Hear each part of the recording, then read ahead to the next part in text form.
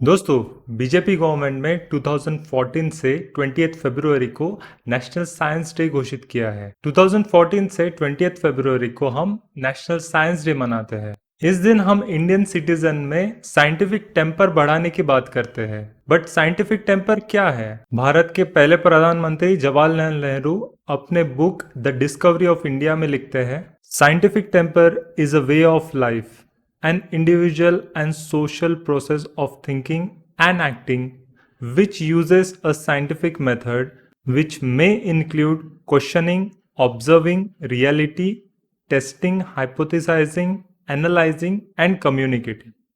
एक इंसान को साइंटिफिक टेम्पर है ये हम तब कहेंगे जब वो अपने रोजमर्रा के डिसीजंस लेने के लिए साइंटिफिक मेथड्स लगाए। ये टर्म पंडित जवाहरलाल नेहरू ने कॉइन किया था, बट ये फर्स्ट टाइम नहीं है कि साइंटिफिक टेम्पर ये वर्ड को यूज किया गया। इससे पहले अल्बर्ट आइंस्टाइन ने भी इस टर्म को यूज किया था। बट दोस्तों, साइंटिफिक मेथड लगाना इसका मतलब ये नहीं है कि साइंटिफिक वर्ड जैसे क्वांटम, माइक्रो इस तरीके के वर्ड यूज करके अपने डेली लाइफ में लोगों को सिर्फ ज्ञान देना। साइंटिफिक मेथड ये कहता है कि जो भी आपका हाइपोथेसिस है उसका एक प्रॉपर मेथड होना चाहिए और वो मेथड कोई भी इंसान रेप्लिकेट कर सकता है। ये हुआ साइंटिफिक टेम्पर, साइंटिफिक थिंकिंग और साइंटिफिक मेथड। हमारे कॉन्स्टिट्यूशन का आर्टिकल 51A कहता है कि it is duty of every citizen to develop scientific temper.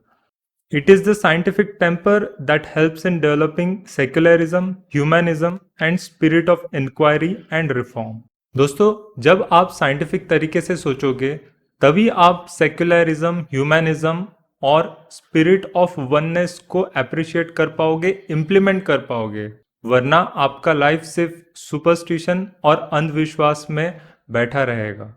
India में देखिए कि कैसा सिनारियो है। आज़ादी के 75 इयर्स के बाद भी इंडिया के एवरेज सैलरी $2000 है, जो कि as compare to other countries बहुत कम है। इसीलिए most of the Indian citizens ये ट्राई करते हैं कि उनको अच्छे से अच्छा जॉब लगे। अब अच्छे से अच्छा जॉब लगने के लिए आपको क्या करना पड़ेगा? मोस्ट फेमस और हाई पेइंग जॉब्स कौन से हैं? इंजीनियरिंग और मेडिसिन। इसीलिए हमें बचपन से कोचिंग क्लासेस में इंजीनियरिंग और मेडिकल के तैयारी के लिए भेजा जाया करता है। बचपन से हम कोचिंग इंस्टीट्यूट में जाते हैं ताकि हम एग्जाम्स में अच्छे से अच्छा स्कोर कर सके, इसका मतलब हाईएस्ट मार्क्स ला सके। इस सारे प्रोसेस में हमारा सिर्फ फोकस होता है मार्क्स पे, ना कि साइंटिफिक मेथड पे। उसके बाद हम कोई अच्छे कॉलेज में एडमिशन भी ले ले, फिर भी हमारा फोकस किस पे रहेगा? अच्छे पैसे कमाने में। अगर आप एक इंजीनियर हो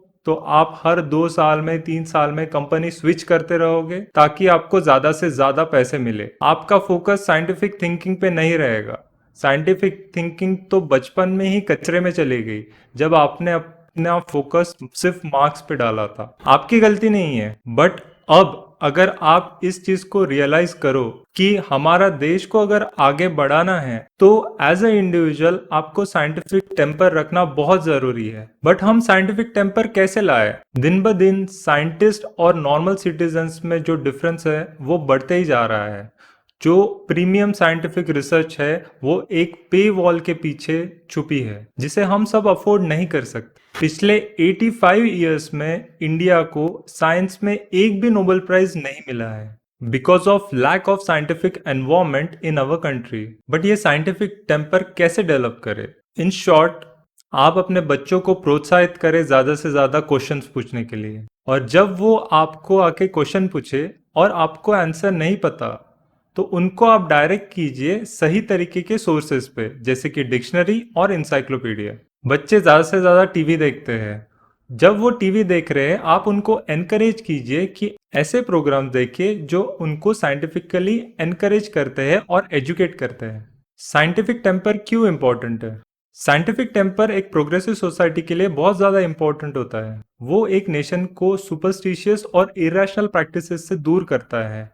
इसीलिए साइंटिफिक टेम्पर हमारे सोशल, पॉलिटिकल और इकोनॉमिक लाइफ के लिए बहुत इंपॉर्टेंट है। साइंटिफिक टेम्परामेंट के 3 मुख्य भाग हैं: डिस्कशन, आर्ग्यूमेंट एंड एनालिसिस।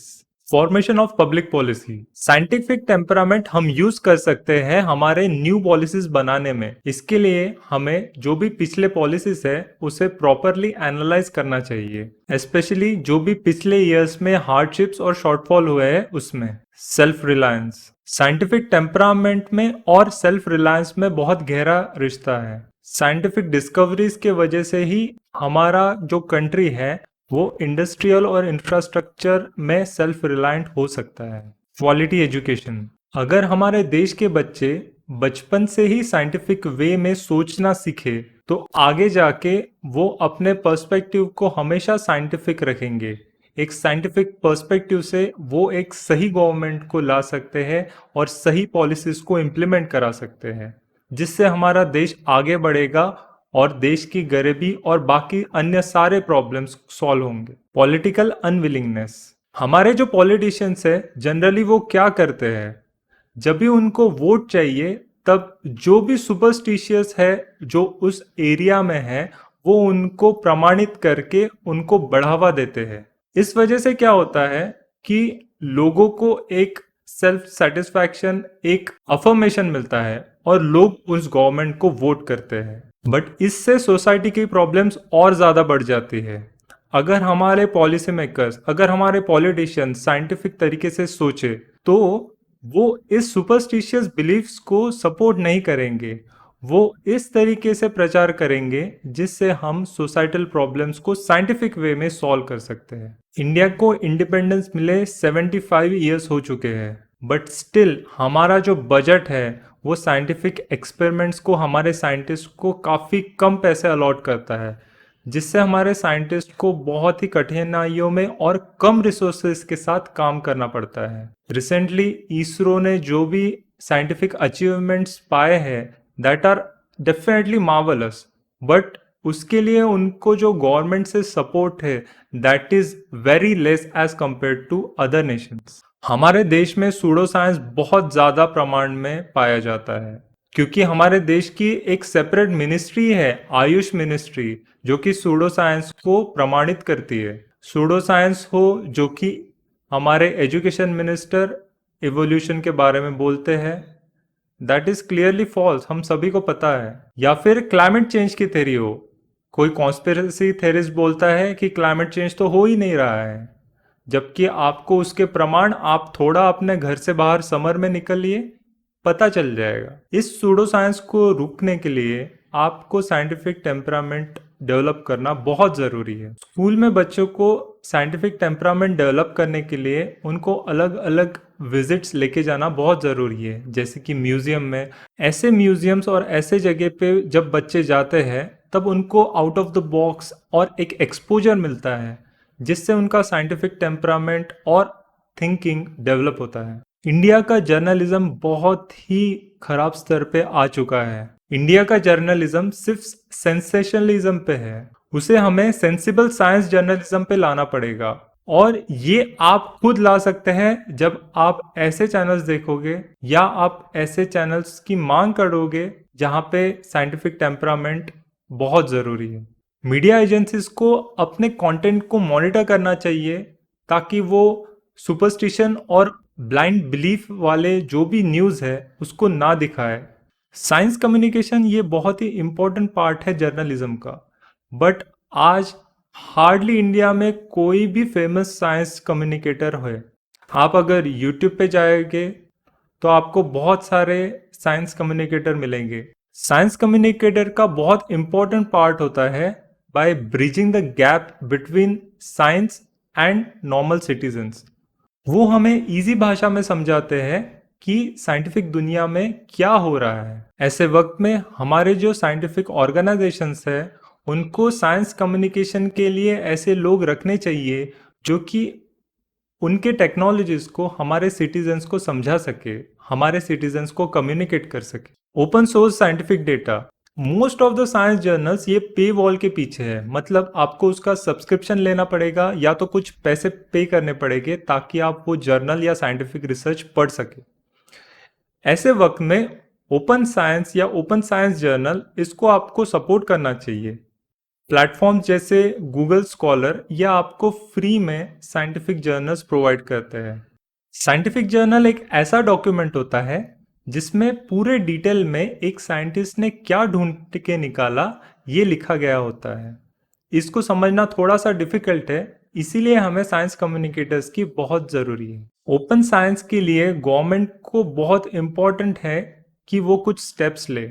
कुछ सालों पहले मैसाचुसेट्स इंस्टीट्यूट ऑफ टेक्नोलॉजी ने स्टेप लिया और उन्होंने अपना जो लेक्चर्स है उसको फ्री किया। उसके बाद बाकी सारे बड़े जो भी इंस्टीट्यूट्स है इंक्लूडिंग हमारे यहाँ के आईआईएससी और आईआईटीज, उन्होंने भी एक एनपीटीईएल करके प्लेटफॉर्म बनाया जहाँ पे वो अपने लेक्चर्स को अपलोड करते हैं। इसी तरह का इनिशिएटिव हमारे गवर्नमेंट ऑफ इंडिया ने लेना चाहिए ताकि इंडिया के जो टॉप नॉच इंस्टीट्यूट्स है जहाँ पे साइंटिफिक रिसर्च होती है उसको हमारे सिटीजन तक पहुंचा सके। आई होप जल्दी ही हमारा कल्चर ब्लाइंड फेथ और सुपरस्टिशन के शैकल्स से खुद को मुक्त करे और इसमें साइंस का सबसे ज़्यादा योगदान रहेगा। दोस्तों, आप जब कोई यूट्यूब चैनल देखते हो तब आपने सोचना चाहिए कि ये सामने वाला जो इंसान बात कर रहा है क्या वो साइंटिफिकली सच में सही है या नहीं। आप अगर यूट्यूब पे देखोगे तो बहुत सारे ऐसे कॉन्स्पिरेसी थेरिस्ट है और कॉन्स्पिरेसी चैनल्स है जो सिर्फ व्यूज़ के लिए आपको उल्लू बनाते हैं, आपको ऐसे चीज़ें बताते हैं जो कि सुपरस्टिशियस है। ऐसे चैनल्स को आपको डिस्करेज करना चाहिए। आप सोच रहे होगे कि इस तरीके के चैनल देख के क्या ही फर्क पड़ता होगा दोस्तों, बट आपका जो अनकॉन्शियस माइंड है वो 5 लोगों का एवरेज होता है जो आपके आजू बाजू में है। और आज की दुनिया में हम जब लोगों से कम बात करते हैं और सोशल मीडिया पे ज़्यादा होते हैं तो जो भी 5 सोर्सेस है जिसे हम कंज्यूम करते हैं उसका एवरेज आप हो। तो जब आप आज सूडो साइंटिफिक चीज़ों को देख रहे हो तो आपके सबकॉन्शियस में वो चीज़ जा रही है जिसके वजह से आपको फियर ऑफ अननोन हो रहा है। जब भी कोई ऐसी सिचुएशन आएगी जब आपको डिसीजन लेना होगा तब आप उस पोजीशन में आप डिसीजन नहीं ले पाओगे क्योंकि आपके दिमाग में साइंटिफिक टेम्परामेंट नहीं रहेगा। आपको ये सूडो साइंटिफिक बिलीफ सही और क्लियर सोचने से रोकेगी। आपके दिमाग में हमेशा एक बैरियर रहेगा, एक डर रहेगा जिसके वजह से आप सही डिसीजन नहीं ले पाओगे। दोस्तों, हमारा इंडियन कल्चर डेफिनेटली बहुत अच्छा है। इंडिया में आर्यभट्टा जैसे ग्रेट मैथमेटिशियंस हो चुके हैं, बट जब कोई क्लेम करता है कि पहले एंशियंट इंडिया में बहुत ही एडवांस टेक्नोलॉजी थी जबकि हमें माइक्रो ऑर्गेनिजम्स के बारे में पता था और दूर के प्लैनेट्स के बारे में पता था जबकि टेलीस्कोप का आविष्कार ही नहीं हुआ था, तो ये क्लियरली गलत है। आप खुद ही सोच के देखिए कि जब माइक्रोस्कोप या टेलीस्कोप का आविष्कार ही नहीं हुआ था तो आप दूर की चीजें कैसे देख पाएंगे। इस चीज पे लोग आर्ग्यू करते हैं कि जो ऋषि मुनि हैं वो आंखें बंद करके मेडिटेट करके ये सब चीजें देख सकते हैं। अगर ये सच में पॉसिबल है तो आप ये खुद ट्राई करके देखिए, क्या सच में आप ऐसा कर सकते हैं। इंडिया में जो भी गॉड मैन्स है उनके पास जब आप जाओगे तो आपको ये पाया जाएगा कि अगर आप मेडिटेशन करते हैं तो आपको ये सब चीजें आएगी। आप ट्राई कीजिए, मेडिटेशन कीजिए 1 साल 2 साल 3 साल, क्या आप ये सब चीजें कर सकते हैं। और साइंटिफिक टेम्पर का ये मतलब नहीं है कि आप डायरेक्टली फाइनल डिसीजन दे दें। अगर आप फाइनल डिसीजन दे रहे हैं तो वो डिसीजन तक पहुंचने के लिए कौन सी साइंटिफिक मेथड है जो आपने अपनाई है। अगर आपने यूरेनस का आविष्कार तभी लगा लिया था तो वो आविष्कार कैसे लगाया, क्या उस चीज को बाकी लोग भी रेप्लिकेट कर सकते हैं या नहीं। इसे कहते हैं scientific method. Out of the blue आप ये नहीं बोल सकते कि बस मेरे पास रिजल्ट्स है बट उसके मेथड्स नहीं थे। आई होप दोस्तों आपको ये वीडियो पसंद आया होगा और आप ट्राई करेंगे कि आपके लाइफ में आप साइंटिफिक टेम्परामेंट लाए। अगर आपका कोई सुझाव होगा या आपको कोई क्वेश्चन होगा तो आप कमेंट्स में रख सकते हैं। आपको ये वीडियो पसंद आया तो वीडियो को लाइक कीजिए। Thank you.